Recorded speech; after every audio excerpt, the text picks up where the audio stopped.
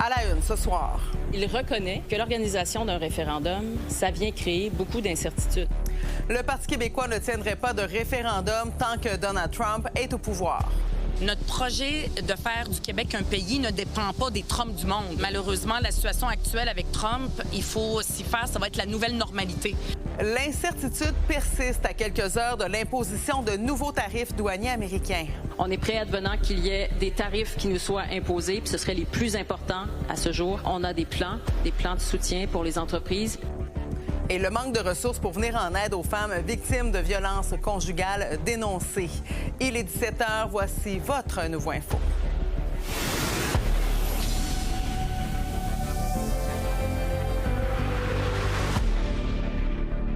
Bon mardi tout le monde. Il y a deux sujets qui monopolisent l'attention aujourd'hui. Les nouveaux tarifs de 50 qui risquent de s'abattre sur le pays dans 7 heures. Et aussi l'annonce du chef du Parti québécois, Paul Saint-Pierre Plamondon, qui promet de ne pas tenir de référendum tant et aussi longtemps que Donald Trump sera à la Maison-Blanche. Il sera d'ailleurs en entrevue avec nous dans un instant. D'abord, on trouve notre collègue à Québec, Jean-François. C'est une annonce qui fait pas mal réagir. Oui, mais c'est une annonce qu'on avait déjà entendue. À tout le moins, Paul Saint-Pierre Plamondon l'avait évoqué après l'élection partielle dans Chicoutimi. C'était à l'hiver dernier. Il avait dit qu'il avait entendu de la part des électeurs beaucoup d'inquiétudes par rapport à l'impact que pourrait avoir Donald Trump sur un Québec indépendant. Donc, ce matin, il a simplement confirmé cette position. Sur son compte X, il a écrit « Un enjeu aussi crucial que celui de l'avenir politique du Québec exige des conditions qui permettent un débat éclairé et serein. Il ne doit pas être confisqué par les soubresauts de la politique américaine, ni par les coups d'éclat d'un président imprévisible, ni par les campagnes de peur. » Du côté de Christine Fréchette, bien, on a réagi ce matin. Elle croit que cette annonce-là de Paul Saint-Pierre Plamondon ne vient pas écarter l'incertitude entourant un référendum, au contraire. Au lieu d'avoir de l'instabilité pendant le début d'un mandat du PQ, on aura de l'instabilité pendant la totalité d'un mandat du PQ, si jamais ils étaient élus, parce qu'ils organiseraient le référendum à la fin d'un premier mandat. Malheureusement, la situation actuelle avec Trump, il faut s'y faire, ça va être la nouvelle normalité. Et qui sait qui va remplacer Trump? Ça peut être J.D. Vance, on ne le sait pas. Ça ne peut pas dépendre de conditions comme celle qui va être le chef d'État des États-Unis. Le chef du Parti libéral, Charles Milliard, lui, a écrit « Il vient d'admettre que son projet est trop risqué pour le Québec dans le contexte économique actuel, sans pour autant y renoncer. Il a raison sur une chose, c'est risqué. » Et Éric Duhem, lui, du côté des conservateurs, dit « PSPP est une vraie girouette référendiste. Comment faire confiance à quelqu'un qui a répété pendant 5 ans qu'il ferait l'indépendance coûte que coûte, puis change d'idée à une semaine des élections. » Et il y a aussi Québec solidaire qui présentait une série d'engagements aujourd'hui. Oui, plusieurs engagements, notamment le salaire minimum à 20 $ et aussi de mettre un terme à l'expérience d'avoir un bureau du Québec à Tel Aviv. On veut également instaurer un ministère pour les femmes et l'équité. Donc, plusieurs mesures qu'on voudrait implémenter dans les 100 premiers jours. Mais on parle également d'environnement. Ce sera un des sujets importants, notamment pendant la campagne électorale. Ce qu'on va faire pendant la campagne électorale, c'est de parler de la question environnementale qui est fondamentale. Je veux dire, après l'été qu'on vient de passer où il y a eu des feux partout, là, puis des inondations, on ne peut pas faire semblant puis rouler comme avant. Le fer de lance de notre campagne électorale, parmi les différentes propriétés et priorités, ça va être le transport en commun. Et il y a une proposition là, parmi celles qui ont été faites ce matin qui risque de faire réagir ici à Québec. C'est en fait de mettre un terme à cette obligation qu'ont les fonctionnaires maintenant de revenir au travail 3 jours par semaine. Bien entendu, les gens ici étant en défaveur là, par rapport à cette mesure qui a été implantée par la CAQ au cours des derniers mois. Pour ce qui est des autres mesures, bien entendu, il faudra attendre les élections. Il reste quand même quelques jours maintenant, environ une semaine avant le déclenchement de la campagne. Merci Jean-François. Avec nous maintenant le chef du Parti québécois, Paul Saint-Pierre Plamondon. Bonsoir, Monsieur Saint-Pierre Plamondon. Bonsoir. Bon, alors c'est une annonce qui fait pour le moins réagir, surtout les partis d'opposition. Madame Fréchette, qui trouve ça responsable de faire votre annonce dans le contexte actuel alors que plane encore cette menace de nouveaux tarifs de 50 Monsieur Milliard lui dit que vous venez finalement d'avouer qu'un Québec indépendant, c'est peut-être un projet qui est risqué actuellement. Qu'est-ce que vous répondez? Bien, dans un contexte quand même instable avec les États-Unis, le plus gros risque, ce serait avoir un autre 4 ans de caquisme et donc d'un gouvernement incompétent sur plusieurs dossiers importants, mais surtout dépourvu de vision, là, qui gouverne par sondage et qui dilapide les fonds publics. Et je comprends que mes adversaires veulent absolument s'accrocher à une campagne de peur pour éviter un débat sur où en est le Québec puis quelle solution on doit apporter. Mais ce que j'ai fait aujourd'hui, c'est simplement clarifier des choses que j'avais quand même déjà exprimées et réduire à néant l'argument répété là, de Christine Fréchette comme quoi on ne pouvait pas parler de notre avenir parce que Donald Trump est là. Là, c'est complètement écarté. Et ça va donc amener une question à débattre durant l'élection, à savoir quel est le vrai bilan de la CAQ en matière d'itinérance, de santé physique et mentale, de détérioration du coût de la vie, de logement, et quelles solutions chaque parti apporte. Et je pense que la population s'attend à ce qu'au cours des prochaines semaines, chaque parti arrive avec des propositions et des solutions, et nous, on a hâte que ça commence. Parce que, M. Plamondon, vous l'aviez aussi déjà dit que si vous étiez élu, il y allait avoir une période de consultation de deux ans avant le référendum, ce qui nous mène pas loin du départ de M. Trump à quelques mois. Donc, dans les faits, ça ne change pas grand-chose. Vous me dites que vous voulez clarifier, aussi pas plonger, je vous entendais dans d'autres entrevues, pas plonger le Québec dans une instabilité ou une incertitude financière. La question qu'on se pose, c'est maintenant un gouvernement du PQ avec un Québec qui est indépendant. Est-ce qu'on serait capable de faire face à une menace comme M. Trump? J'ai pas dit que j'ai pas parlé d'instabilité financière. À mon avis, en fait, on exagère absolument l'impact de demander une question aux gens puis de les amener à voter. D'ailleurs, l'Alberta va connaître des référendums dans quelques semaines. Il n'y a personne en Alberta qui se dit que ça va être une catastrophe ou quoi que ce soit. Donc, ce que je reconnais, c'est que, à défaut d'avoir un bilan défendable, le gouvernement de la CAQ avait comme stratégie de répéter une campagne de peur sans arrêt pour éviter le bilan de la CAQ, mais éviter le débat sur quelles sont les solutions. Et là, je clarifie les choses, mais aussi je mets de côté un argument qui avait été surusé par certains de mes adversaires. Et j'invite mes adversaires à nouveau à faire une campagne sur ce qu'eux proposent, parce que je comprends là, qu'ils veulent s'accrocher à ça, mais ça ne durera pas et chaque parti aura le fardeau de démontrer la qualité de son équipe.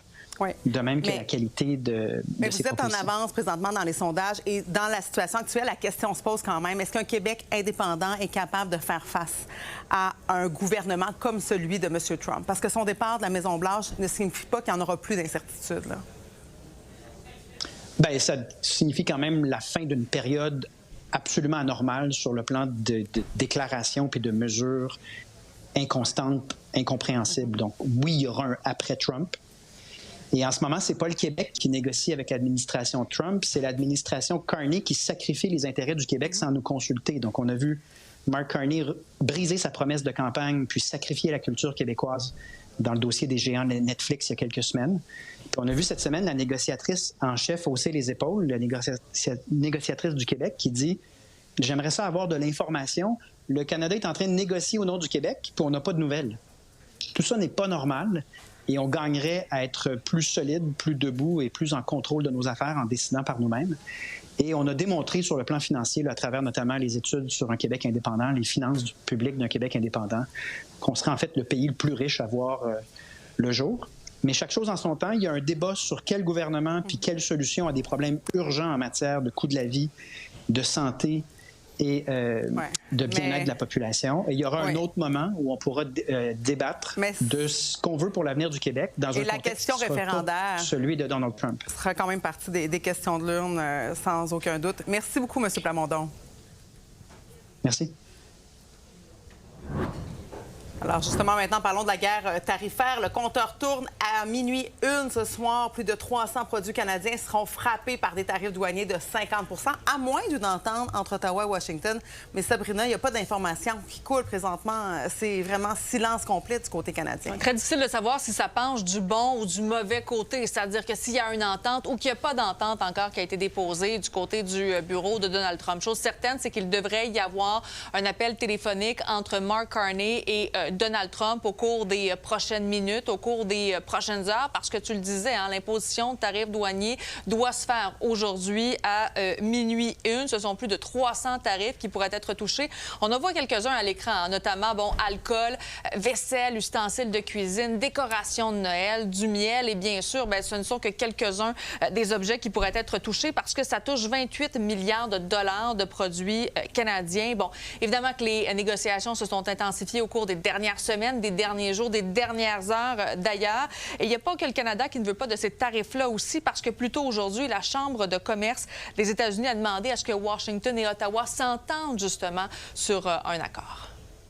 On est encore, alors qu'il est en plein suspense, est-ce que les négociations vont aboutir positivement pour le Canada? Mais alors qu'il est, les négociations entre le Canada et les États-Unis se prolongent. Alors, est-ce que c'est une bonne nouvelle? Je dirais oui. On peut imaginer que ces négociations réussissent à infléchir la position de Donald Trump. Mais même si Trump revenait sur son désir d'imposer 50% de taxes supplémentaires à certains produits canadiens, il ne faudrait pas non plus trop se réjouir. N'oublions pas qu'un oui de Trump aujourd'hui peut être un non demain. Pendant ce temps-là, Sabrina, les entreprises se préparent au pire. Oui, encore une fois, doivent jongler. Est-ce qu'il y aura des tarifs ou il n'y en aura pas? Et j'en ai parlé d'ailleurs avec le gérant d'une petite boutique du côté du plateau Mont-Royal. Toute la partie qui est sur le mobilier, la vaisselle, ce genre de choses-là, va être impactée. Toute cette incertitude économique, et en fait, ça rend quasiment impossible même la livraison de certains produits. C'est toujours cette incertitude de tarifs douaniers.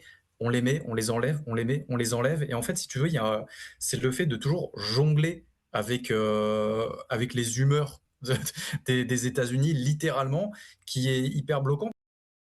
Bon, et bien sûr, il n'y a pas que les entreprises en tant que telles qui sont inquiètes. Il y a bien sûr la première ministre du Québec, Christine Fréchette, qui en a parlé justement un peu plus tôt aujourd'hui. Je dois vous dire que je suis préoccupée. Parce que, bon, on n'a pas de confirmation à l'effet que les choses vont bien aller. C'est en discussion, en négociation, et c'est très inquiétant pour les entreprises. Bon, je tiens à dire en terminant, bien sûr, que Mark Carney a dit là, hier, lorsqu'il était du côté de Terre-Neuve-Labrador, qu'il avait des options pour tout ce qui pouvait être envisageable. Donc, il reste à voir maintenant laquelle de ces options il devra choisir. On suit ça avec attention. Merci beaucoup, Sabrina.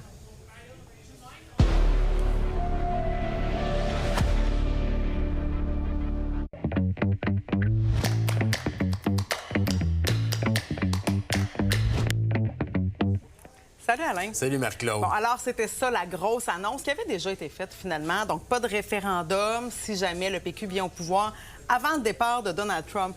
J'ai envie de t'entendre sur l'entrevue qu'on a fait avec M. Plamondon, Saint-Pierre Plamondon, qui n'a pas tout à fait voulu répondre à la question est-ce qu'un gouvernement péquiste dans un Québec indépendant pourrait faire face à une menace comme M. Trump? Bien, la question est tout à fait pertinente parce que rien ne garantit qu'après le départ de Donald Trump, alors qu'il laisse même miroiter des fois de faire un troisième mandat, là, ce qui serait très surprenant, que le prochain président américain, qui pourrait être aussi un républicain, maintienne la même stratégie face au Canada.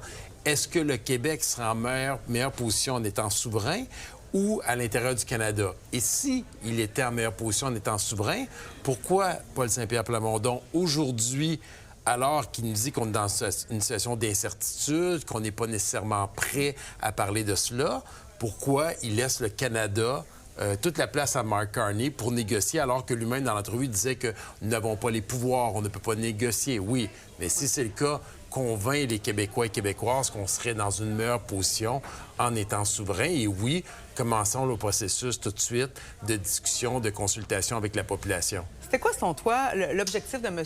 Saint-Pierre Plamondon, de reprendre le contrôle du message, qu'on débatte, qu'on parle du PQ sur la place publique aujourd'hui? Oui, en termes stratégiques de communication, je suis obligé de te dire que c'était un succès pour lui. Là. Moi, hier, là, ce matin, je ne devais pas avoir grand-chose à mon agenda. Je m'étais couché tranquillement en me disant, bon, ça va être tranquille. Mais non, j'ai vu son message sur les réseaux sociaux. J'ai mis mon réveil à 7 heures. J'avais mon café et j'attendais cette nouvelle où il nous disait que le référendum était repoussé après le départ de Donald Trump. Mais en même temps, la réalité, c'était que le livre bleu disait qu'une fois élu, il y aurait une consultation qui prendrait 1 an, 1 an et demi à mettre en place.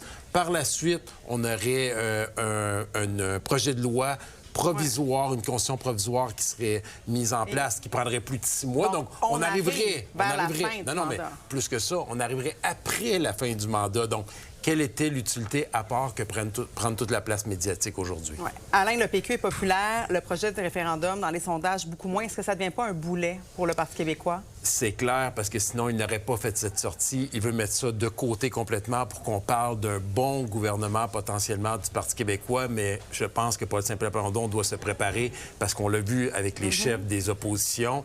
Ils vont taper sur le clou. Ils vont vouloir démontrer que Paul Saint-Pierre Plamondon crée de l'insécurité en laissant planer ce référendum s'il arrive au pouvoir. Est-ce que ça va déplaire aussi à sa base? Ça reste à voir. Et je peux rajouter quelque chose. On n'a pas parlé quelle serait la question si on avait un gouvernement minoritaire.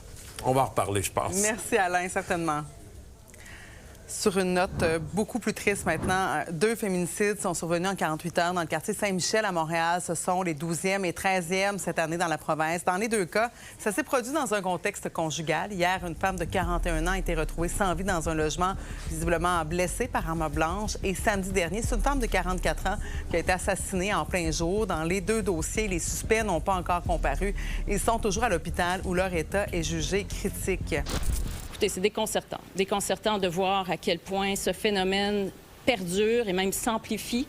On a adopté plusieurs mesures, notamment avec mon collègue Yann Lafrenière à la sécurité intérieure.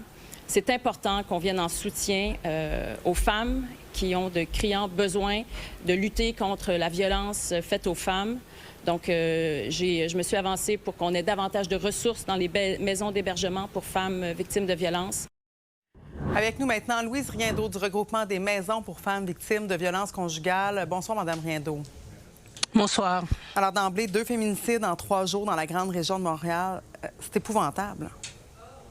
Bien, effectivement, et ça nous rappelle très cruellement qu'il faut non seulement continuer le travail, mais l'accentuer pour arriver à endiguer le problème de la violence conjugale. La première ministre, Christine Fréchette, dit on a mis de l'argent, on va continuer, il faut plus de ressources. Est-ce que, bon, oui, il y en a eu des annonces, mais concrètement, est-ce que ça fait présentement une différence? C'est quoi le manque à gagner pour venir vraiment aider concrètement les femmes?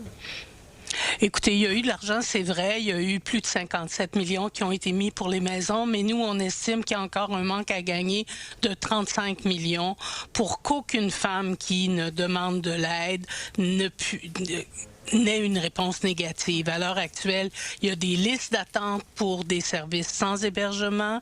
Il y aurait une demande sur 2 d'hébergement qui ne trouverait pas de réponse positive. Donc, il faut effectivement continuer, donner un coup de barre pour qu'on arrive à régler ce problème-là. Ça, c'est énorme. Donc, une femme sur 2 qui ne peut pas avoir l'aide qu'elle demande ou du moins de l'aide. Hier, quand même, la vérificatrice générale disait qu'il faudrait resserrer les cordons de la bourse. Est-ce que ça vous inquiète pour la suite? Bien, écoutez, c'est toujours inquiétant d'entendre ça, mais il faut aussi mettre dans la balance que la violence conjugale, ça coûte très cher. Ça coûte cher en soins de santé, ça coûte cher en services policiers, dans le système de justice. Donc, il faut voir que l'argent qu'on demande est pas tant une dépense qu'un investissement pour le futur. Les 2 femmes qui ont été assassinées laissent derrière elles des enfants qui vont vivre ça toute leur vie, les suites de la mort de leur maman. Donc, je pense que c'est à prendre en considération. Est-ce qu'il faut aussi ajouter des services pour les hommes? Dans les 2 cas, il y a 2 hommes qui se retrouvent hospitalisés. Bon, visiblement, qu'est-ce qu'il faut faire? Est-ce qu'il faut en faire plus aussi pour prévenir? Il faut en faire plus pour prévenir. Il faut les recherches nous montrent qu'on recule vis-à-vis la vision de l'égalité entre les hommes et les femmes. Maintenant, il y a plus de jeunes qui pensent que c'est normal qu'un homme mène dans sa famille. Donc ça alimente la violence conjugale. Donc il faut vraiment travailler avec les jeunes, mais avec toute la population pour faire en sorte qu'on ait une vision de rapport qui soit égalitaire dans un couple. Et ça va nous permettre de diminuer la violence conjugale. Merci de nous le rappeler, Mme Riendeau. Merci d'avoir été avec nous. Ça m'a fait plaisir. Bonne fin de journée. Par ailleurs, le chef du service de police de la Ville de Montréal, Fadi Daguerre, a été élu président de l'Association canadienne des chefs de police. Il a été nommé à ce poste lors du sommet annuel de l'association à Edmonton de ses fonctions. Dans le cadre de ses fonctions, Fadi Daguerre va diriger donc l'élaboration des priorités nationales en matière de sécurité publique. Il va aussi représenter les chefs de police lors de débats. Son mandat est d'une durée de 2 ans. Le métro de Montréal célèbre ses 60 ans cet automne et ça veut dire 11 milliards de déplacements dans le réseau. Mais est-ce que le métro s'est développé comme il aurait dû le faire? Selon certains experts, le potentiel du réseau aurait pu être mieux exploité. Lily Mercure. La station de métro Berry-UQAM a été inaugurée le 14 octobre 1966 sous le nom de Berry-de-Montigny. C'est vraiment une occasion de célébrer une infrastructure que, vous le savez, a été majeure. En vue du 14 octobre, la Société de transport de Montréal lance les festivités sous le thème « 60 ans de métro moment ». J'étais présente à l'inauguration de la ligne bleue et le dernier métro de la ligne bleue qui était le métro de Saint-Michel, ce qui m'a permis à me rendre à l'Université de Montréal en très peu de temps. Ça a facilité ma vie d'étudiante grandement. C'était bien utile là, quand ça a commencé, parce qu'en autobus, il y avait tellement de lignes d'autobus, c'était lent. Nous avons beaucoup de défis, oui, mais nous sommes en train de surmonter ces défis. Et le plus grand défi, c'est de vraiment rajeunir ce métro. À son ouverture, le métro de Montréal comptait 20 stations. Aujourd'hui, 68 sont desservies. Et avec le prolongement de la ligne bleue, 5 stations sont actuellement en construction pour desservir Anjou. La mise en service est prévue en 2031. Ça aurait été bien de le prolonger un peu plus, parce que il y a encore des quartiers à Montréal qui sont pas toujours bien desservis, notamment dans le cadran nord-est, là, Montréal-Nord, même Rosemont-Est. Le gros enjeu avec le métro, c'est qu'on a cessé de le développer en continu. La dernière station date de 2007 avec le prolongement de la ligne orange à Laval. On a mis des moratoires aussi dans les dernières décennies. Donc, 60 ans, on s'entend, c'est l'occasion de le célébrer. On a le meilleur métro en Amérique du Nord après celui de New York, mais c'est sûr qu'on aurait pu avoir encore un plus gros métro si on avait continué à le développer comme on l'a fait dans les années 60. À l'aube du déclenchement de la campagne électorale provinciale, la mairesse de Montréal a annoncé son souhait de relancer le REM de l'Est. Le projet de train léger, dont les études avaient coûté 100 millions de dollars, a été abandonné en 2022 en raison de son coût trop élevé. Et l'Est de Montréal, c'est aussi grand que la Ville de Québec. C'est 10 de la population du Québec. Nous avons développé plusieurs REM dans l'ouest de la ville, puis on le voit, là, ce que ça a donné. Connecter 2 montagnes au centre-ville McGill en dedans de 28 minutes.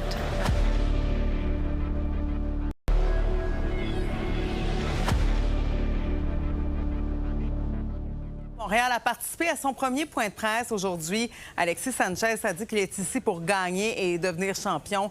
L'athlète de 37 ans d'origine chilienne espère aussi faire grandir la popularité du soccer au Québec. Alors voilà, c'est complet pour ce bulletin. À 22h, on va surveiller les négociations entre Ottawa et Washington. Est-ce qu'une entente pourrait survenir au cours de la soirée avant l'imposition de nouveaux tarifs? Valérie Baudouin sera avec nous. À tantôt.